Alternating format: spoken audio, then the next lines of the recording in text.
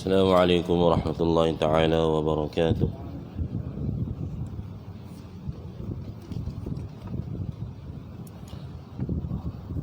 Alhamdulillah wa bihi nasta'in wa ala umuri dunya waddin. Wassalatu wassalamu ala asyrafil anbiya'i wal mursalin sayyidina Muhammad wa ala alihi wa sahbihi ajma'in. سبحانك لا علم لنا إلا ما علمتنا إنك أنت العليم الحكيم رب اشرح لي صدري ويسر لي أمري واحلل عقدة من لساني يفقه قولي اللهم افتح علينا فتوح العارفين وارزقنا فهم النبيين وحفظ المرسلين وإلهام الملائكة المقربين برحمتك يا أرحم الراحمين والحمد لله رب العالمين. Alhamdulillah, syukur kita pada Allah Subhanahu wa taala.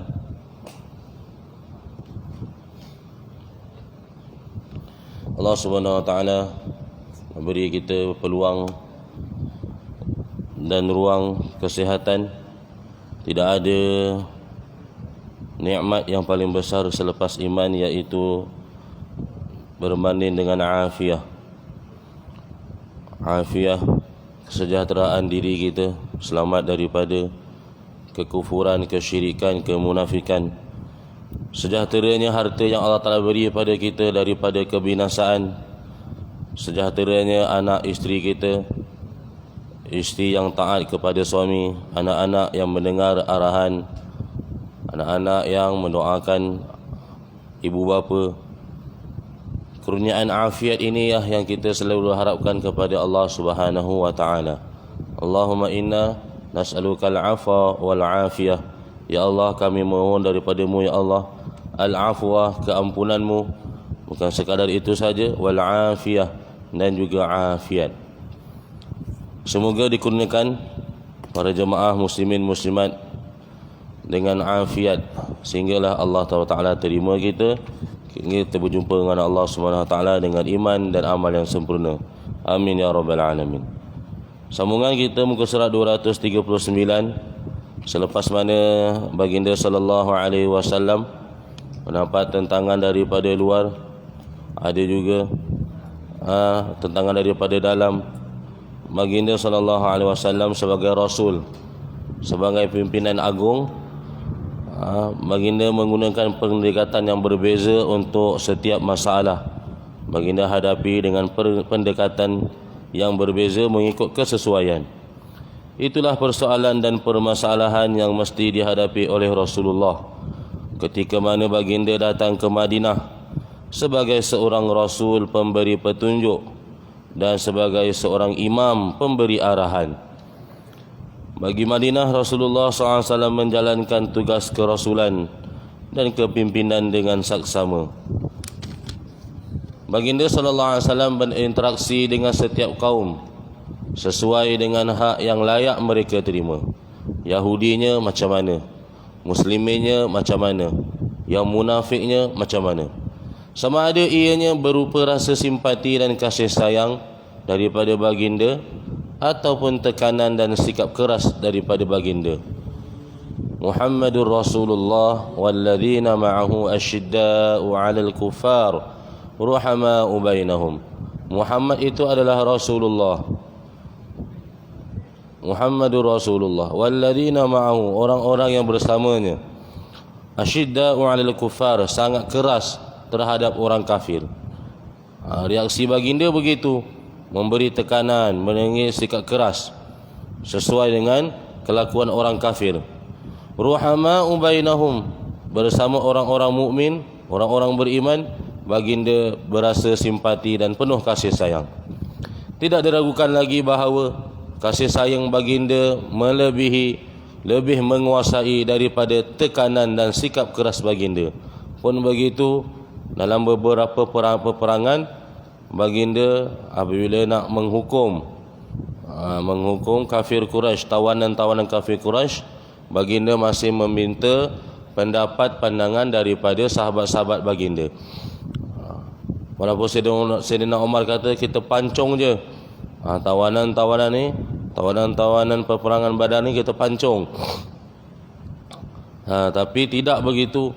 Apabila Abu Bakar kata, boleh tak kita gunakan tawanan-tawanan ini untuk mengajar, kerana orang Arab terkenal dengan ummi, tidak pandai membaca, tidak pandai menulis. Boleh tak kita seorang orang-orang Yahudi ni ajar orang-orang kafir musyrikin ni, jadi kan kita hukum mereka dengan menjadi tenaga pengajar kita. Begitu baginda kata dalam kitab ni beritahu apa? Tetapi bahawa kasih sayang baginda itu lebih menguasai.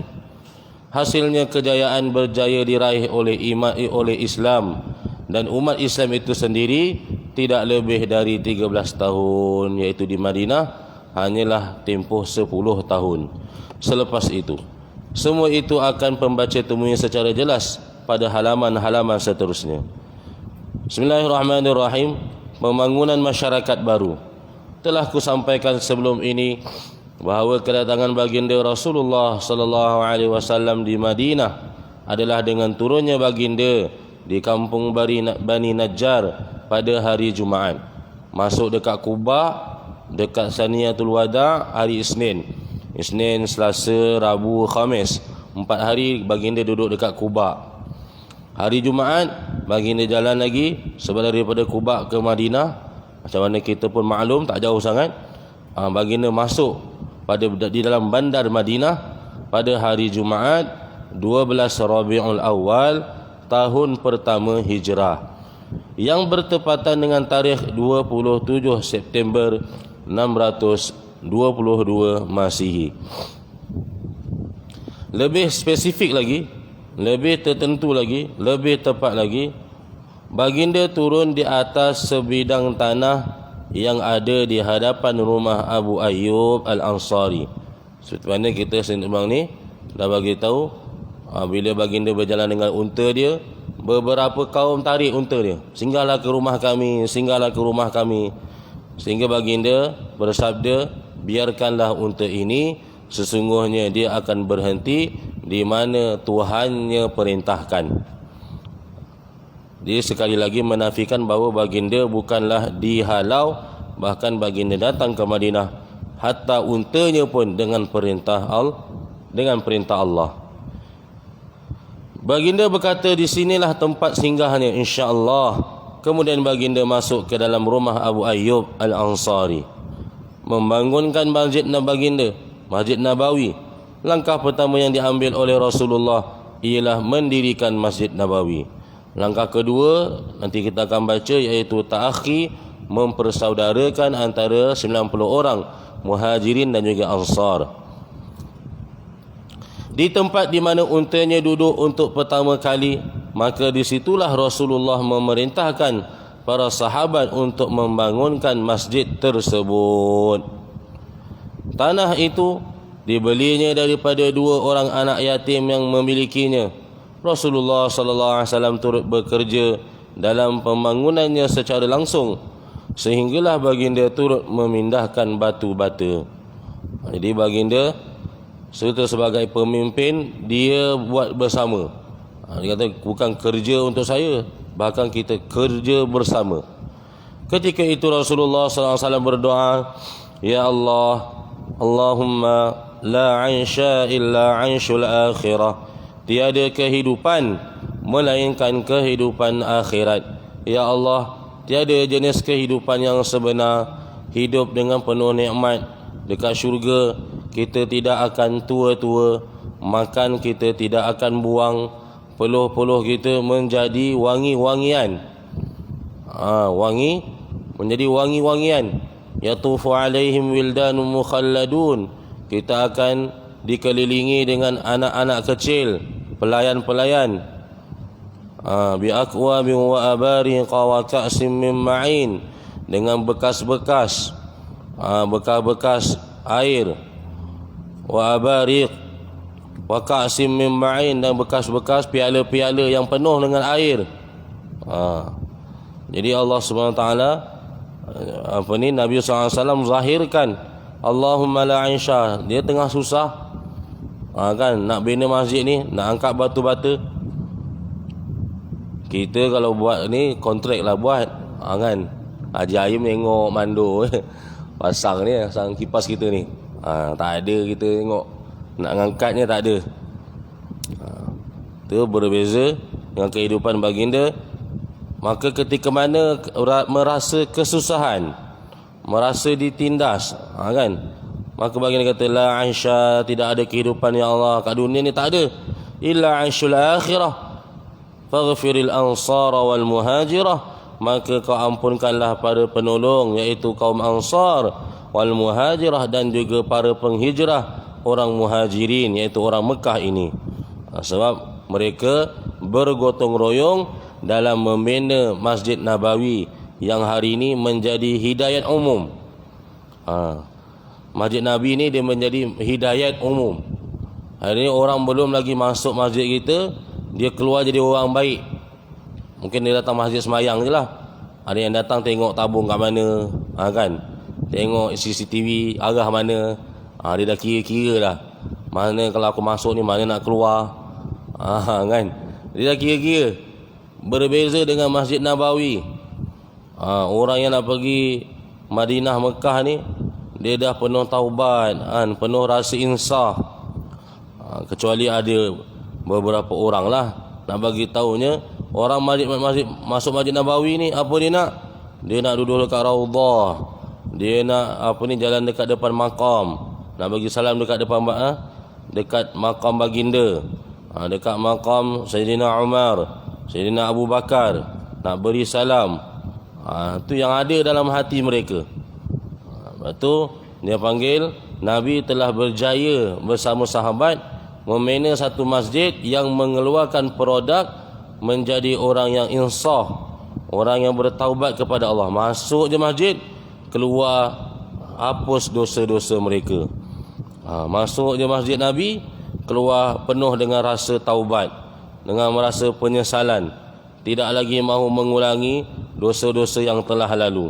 Tapi bila balik je Malaysia, ada gak yang kacau, pergi lagi, kan, macam tu.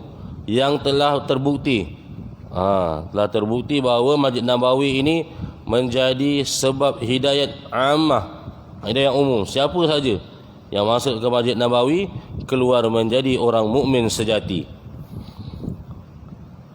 Para pekerja itu bukanlah pekerja Khaybar yang dibayar wang, tetapi pemilik yang paling baik dan paling suci, sehingga dibayarkan pahala akhirat. Baginda membalas,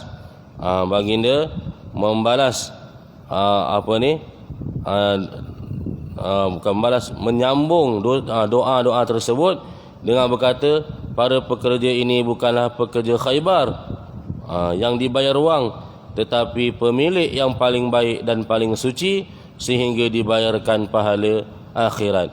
In ajriya illa Allah, sesungguhnya pahalaku tiada siapa yang boleh bayar melainkan Allah. Kata-kata Rasulullah ini menambah semangat kerja para sahabat dalam membangunkan masjid, dalam kesusahan, dalam kelaparan, sehinggalah salah seorang daripada mereka berkata, sesungguhnya jika kita hanya duduk namun Rasulullah dibiarkan bekerja, maka itu merupakan tindakan yang sesat yang kita lakukan, tindakan yang tidak betul. Sesat ni bukan sesat kita kata sesat sampai jadi kufur, maknanya perkataan tidak betul, khilaf. Ketua kita buat kerja, kita tidak buat kerja. Di tempat itu terdapat kubur orang musyrikin yang dahulunya. Ada kesan-kesan runtuhan, pohon-pohon kurma dan pohon gharqad, atau kita panggil baqi' atau baqi'ul gharqad. Maka Rasulullah memerintahkan agar kubur orang musyrik itu dibongkar. Dalam mazhab kita, mazhab Syafi'i, kubur tidak boleh dibongkar sesuka hati melainkan kerana keuzuran. Contohnya mayat belum dimandikan dengan sempurna. Contoh lagi, mayat yang dikuburkan tersalah. Sepatutnya dia sebelum dia mati dia murtad, kita tak tahu dia murtad, kita tanam dia dekat perkuburan Islam. Atau imam ataupun jabatan pendaftaran negara kata, dia dah tukar YC, jadi kita keluarkan balik. Boleh kita korek kubur tu, keluarkan, pindah dia dekat kubur yang selayaknya dia diletakkan. Kesan-kesan runtuhan diratakan serta pohon kurma dan pohon gharqad ditebang. Pokok-pokok semua ditebang. Selepas itu Rasulullah SAW membuat garisan sebagai petanda kiblat masjid. Pada waktu itu kiblatnya mengarah ke Baitul Maqdis. Berapa bulan tu? 18 bulan, maknanya setahun setengah baginda sembahyang mengarah ke Baitul Maqdis. Dua asas penyangganya dibuat daripada batu. Dindingnya didirikan dengan bata dan tanah liat. Atapnya dibuat daripada pelepah dan daun kurma. Tiangnya adalah batang pohon. Tanahnya diratakan menggunakan pasir dan batu kerikil. Lalu dibuatkan 3 pintu untuknya. Panjang masjid itu dari kiblat hingga bahagian paling akhir adalah 100 hasta. Kalau kita kira masjid yang ada sekarang ni, yang 100 hasta tu je masjid asal. Yang lain tu semua tambahan. Tambahan oleh Sayyidina Osman. Tambahan paling ketara adalah pada ketika mana kerajaan Abbasiyah. Tu kerajaan Abbasiyah buat yang kita tengok sekarang ni lah. Begitu besar sekali. Kalau dah sampai ke depan tu, bercinta. Kalau yang tak larat ni masuk pintu je, letak slipper, dah letak sejadah belakang tu. Bila nak pergi depan, nantilah tunggu mutawif bawa masa nak bagi salam dekat baginda ataupun masa nak masuk raudhah. Tapi sekarang ni masya-Allah jemaah kita dah pandai dah. Sekali masuk, lepas tu dia dah kata tak apa. Kan ustaz duduk je, kami akan pergi sendiri. Kan tengok dia dah ada dah. Ustaz, saya dekat raudhah dah. Masya-Allah. Kalah ustaz yang bawa tu kalah. Kira ustaz tu sekali masuk je lah. Jemaah ni berkali-kali masuk, masya-Allah. Jadi kalau kita nak nampak gambaran ni, kita boleh pergi kawasan Afrika sana, kawasan India, benua Hindi sana, masih lagi digunakan batang-batang pohon kurma dan juga tanah liat ni. Saya pergi beberapa negara, lihatlah perkara tersebut, binaan-binaan daripada tanah liat.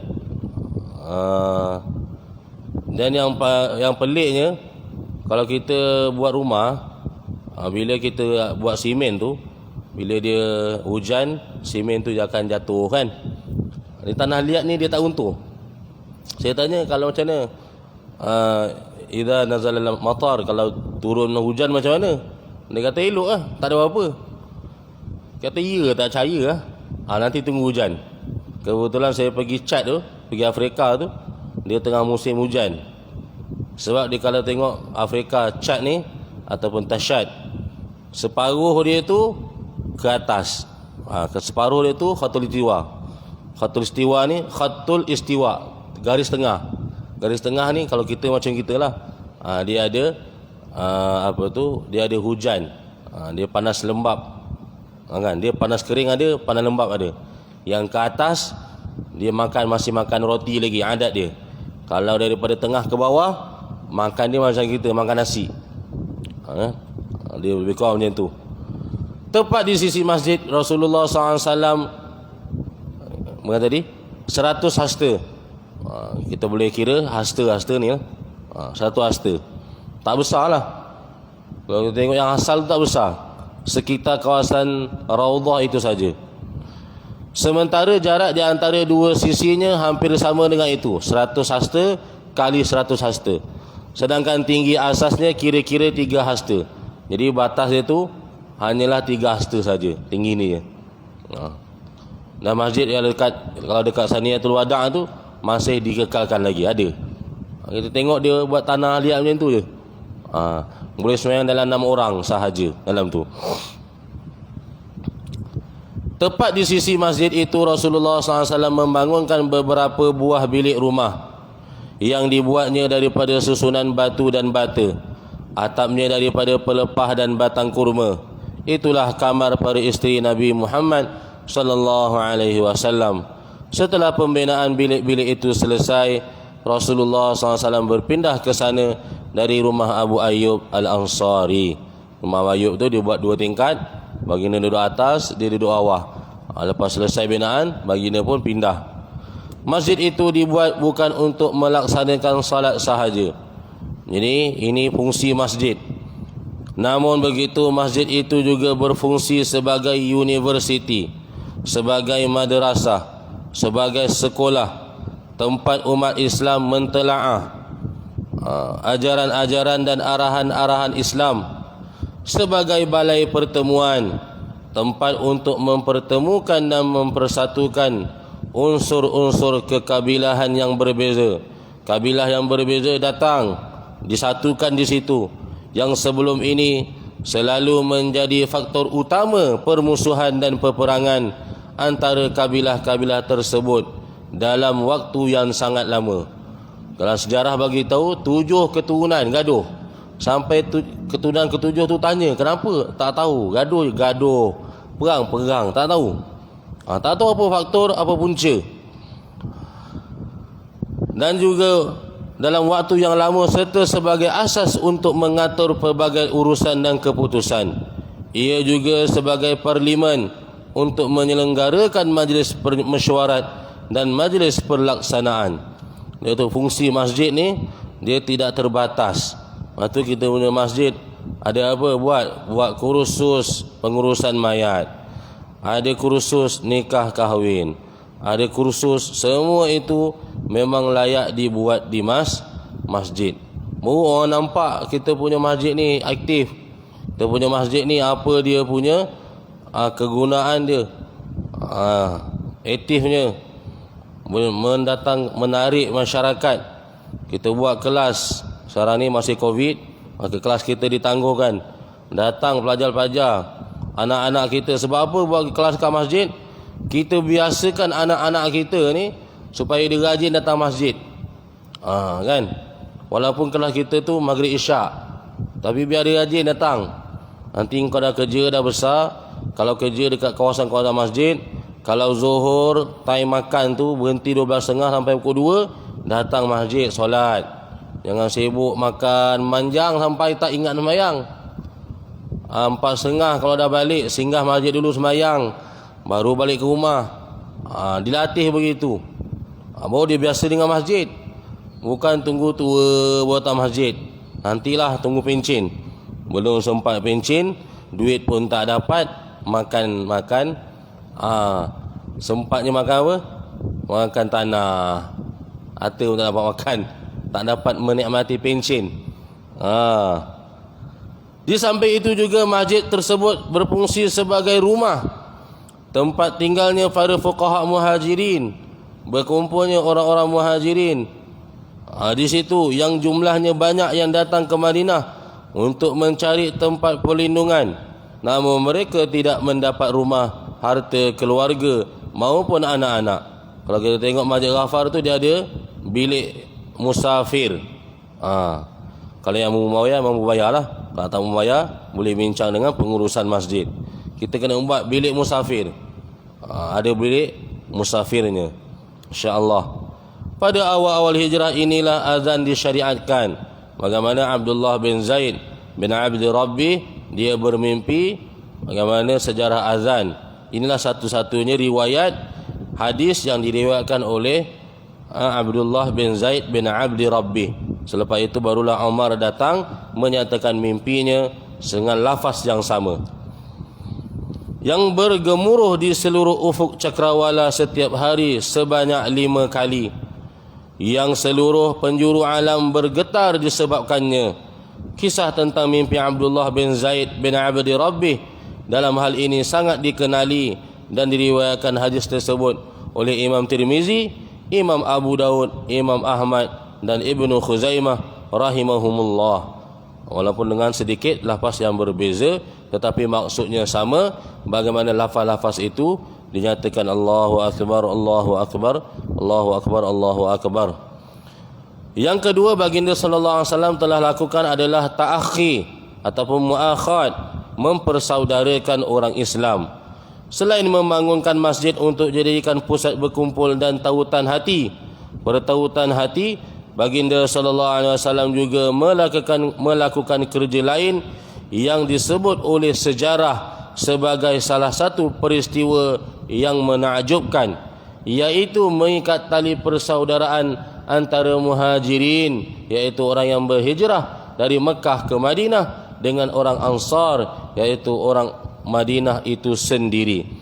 Ibnu Qayyim rahimahullah berkata, kemudian Rasulullah SAW telah mempersaudarakan muhajirin dan Ansar di rumah Anas bin Malik. Kalau tulisan tu Ansar di tu, di itu dia asing, kena anjak. Muhajirin dengan Ansar, kalau ada tulisan yang rapat tu dia alih. Jumlah mereka yang ada di sana ialah sekitar 90 orang, separuh daripada muhajirin dan separuh lagi daripada Ansar. Sebab yang berhijrah ni kebanyakan mereka tidak, seperti mana yang kita bagi tahu tadi, tidak membawa harta. Ialah nak lari daripada orang, kan senang-senang nak bawa harta. Sebab dia bukan boleh macam kita bawa kredit kad, boleh bawa akad. Kalau kata bawa duit lah Ustaz, mana nak bawa emas bukannya ringan. Kan dia sekeping dinar tu, kepingan emas. Satu keping bukan boleh bawa, dua keping boleh bawa. Kalau ribu-ribu keping macam Suhaib Ar-Rumi tu, ada 4 tempayan. Jadi nak bawa. Kan nak lari daripada musuh lagi, tak mampu nak bawa. Baginda mempersaudarakan mereka untuk saling menguatkan dan saling mewariskan. Dalam ilmu faraid dia ada beberapa peringkat, sehinggalah dimansuhkan, dibatalkan, iaitu perwarisan antara ta'akhi ini, melainkan adanya kekerabatan. Kan asbabu mirasil wara salasah, kullun yufidu rabbahul wirasah wahya nikahun wa wala'un wa nasab. Sebab pewarisan itu adalah 3. Setiap daripada salah satu daripada 3 itu memberi faedah kepada pemilik sebab tersebut. Pertama, sebabnya adalah nikahun, pernikahan, walaun, membebaskan hamba, dan juga wa nasab, kekerabatan dengan sebab nasab. Ayah mewaris daripada anak mewaris daripada ayah, anak mewaris daripada cucu, mewaris daripada atuk dia. Itu dia panggil pewarisan. Yang ini asalnya, asal hukum. Walaupun muhajirin Ansar tu dia tidak ada kerabat apa, cuma dipersaudarakan. Kalau kita program universiti ni, program anak angkat, dia akan pilih mana-mana kampung yang terpilih, maka dia akan bawa pelajar-pelajar ni masuk dekat kampung tersebut. Dia akan buat program anak angkat, macam itulah. Jadi tidak ada apa-apa ikatan pun, kecuali lah anak angkat tu kenan dengan anak bapa angkat dia tu, kahwinkan. Itu lain lah, dah jadi menantu kan. Kita tahu kalau dia hanyalah keluarga angkat sahaja, tidak ada perwarisan. Tapi awal-awal ada.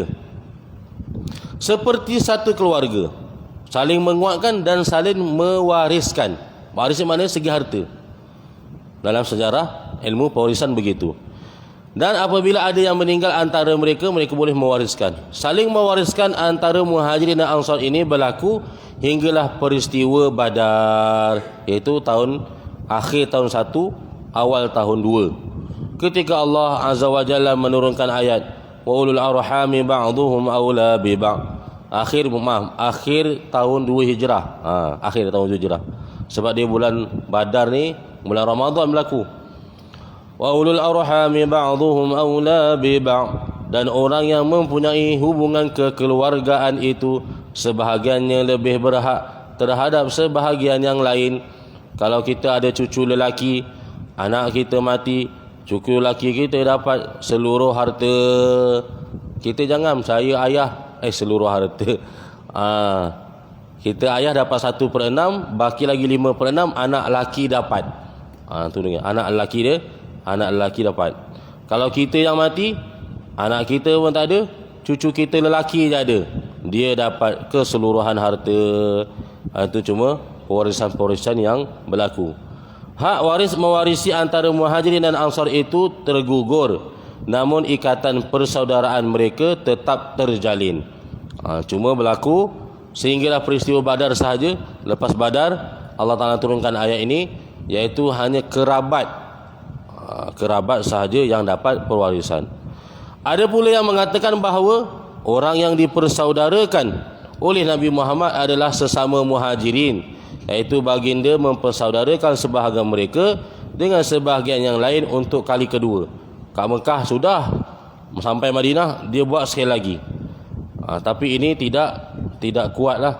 Apa yang benar, yang tepatnya adalah pendapat yang pertama, baginda mempersaudarakan antara orang muhajirin, orang Mekah, dan juga Ansar, orang Madinah. Sebabnya dengan ada persaudaraan Islam yang kemudiannya membuahkan perpaduan untuk menempati sebuah rumah bersama-sama dan menjalinkan kekeluargaan nasab melalui pernikahan, maka para muhajirin tidak lagi memerlukan suatu ikatan persaudaraan selain antara mereka dengan orang Ansar. Makna persaudaraan ini sebagaimana diungkapkan oleh Muhammad Al-Ghazali adalah leburnya, hancurnya fanatiknya jahiliyah, sehingga tidak ada rasa fanatik, tidak ada rasa ta'assub kecuali untuk Islam, serta gugurnya perbezaan antara unsur nasab, warna kulit, tanah dan juga berbezanya tanah air, sehinggalah seorang tidak dinilai maju atau tertinggal kecuali berlandaskan maruah dan ketakwaan. Inna akramakum indallahi atqakum, sesungguhnya orang yang paling mulia di kalangan kamu di sisi Allah adalah orang yang paling bertakwa di kalangan kamu, bukan kerana harta, bukan kerana keturunan, bukan kerana nasab, bukan kerana apa-apa, melainkan kerana ketakwaan kita kepada Allah. Rasulullah SAW mewujudkan ukhuwah ini dalam bentuk akad yang kukuh, bukannya semata-mata kata-kata kosong, diwujudkan dalam bentuk amal yang nyata yang berkaitan dengan pengorbanan harta dan darah, bukan pemanis bibir yang selalu diucapkan lisan namun tiada pengaruhnya, namun tiada kesannya. Faktanya, tradisi saling mendahulukan, saling memuliakan dan saling mengembirakan bercampur dalam ukhuwah ini sehingga melahirkan kejadian-kejadian menarik dalam masyarakat Islam yang baharu. Imam Bukhari rahimahullah meriwayatkan bahawasanya ketika mana kaum muhajirin datang ke Madinah, Rasulullah mempersaudarakan Abdul Rahman dengan Sa'ad bin Rabi'. Abdul Rahman bin Auf, hartawan Mekah, pergi ke Madinah, tak ada harta, saudarakan dengan Sa'ad bin Rabi'. Ketika itu Sa'ad berkata kepada Abdul Rahman, aku adalah orang Ansar yang mempunyai harta yang paling banyak, maka bahagilah hartaku menjadi dua. Aku memiliki dua isteri, lihatlah salah seorang yang paling membuatmu ta'ajub, membuatmu suka, lalu sebutkanlah namanya kepadaku, aku akan menceraikannya, sehinggalah apabila masa iddahnya selesai, engkau boleh menikahinya. Abdul Rahman bin Auf memberikan tanggapan menarik, memberikan jawapan menarik. Semoga Allah melimpahkan berkat kepadamu disebabkan keluarga dan hartamu. Di manakah pasarmu? Ini orang yang tidak tamak, bahkan dia berdiri atas kaki sendiri, atau ringkas dia kata berdikari. Terus mana? Hartamu aku tak perlu, tapi cuma tunjuk pasar, biar aku boleh, kau bagi modal sikit, biar aku niaga. Sehinggalah terbukti dalam peperangan Tabuk, Sayyidina Osman telah menyedekahkan, mempersiapkan 200 ekor unta yang penuh dengan bekalan. Kan daripada tahun pertama hijrah tu sampailah peperangan Tabuk tahun 8 hijrah, dia boleh sediakan jadi hartawan dekat Madinah pula. Dia tidak bergantung pada siapa-siapa. Orang Ansar menerangkan di mana pasar Bani Qainuqa. Sebelum ini kita dah bincang, ada 3 Yahudi kepada Abdul Rahman, maka tidaklah dia kembali melainkan telah membawa hasil berupa keju dan minyak. Seterusnya Abdul Rahman sering berangkat awal pagi, sampai pada suatu hari dia datang dengan memakai baju yang terkena titik berwarna kuning. Nabi Muhammad bertanya keheranan, apakah ini? Apakah ini? Abdul Rahman menjawab, aku baru sahaja menikah. Baginda menjawab lagi, bertanya lagi, berapakah mahar yang kau berikan padanya? Abdul Rahman menjawab, sebiji emas. Imam Bukhari juga meriwayatkan daripada Abu Hurairah sikit ya, bahwasanya dia mengatakan orang Ansar pernah berkata kepada Nabi Muhammad, bahagilah kebun kurma ini antara kami dan saudara-saudara kami. Nabi Muhammad menjawab, tidak, cukuplah kamu memberikan bantuan kecil kepada kami. Kami sangat berterima kasih kepadamu atas pemberian buahnya. Orang Ansar berkata, kami dengar dan kami taat. Hal ini menerangkan kepada kita betapa tingginya penghormatan yang diberikan oleh orang Ansar kepada saudara-saudara mereka yang berhijrah, serta betapa besar pengorbanan. Isar ni mengutamakan orang lain. Wa yu'thiruna ala anfusihim walau kana bihim khasasah. Mereka mengutamakan orang lain lebih daripada diri mereka, sedangkan mereka berhajat pada perkara tersebut. Kecintaan dan kebaikan hati mereka.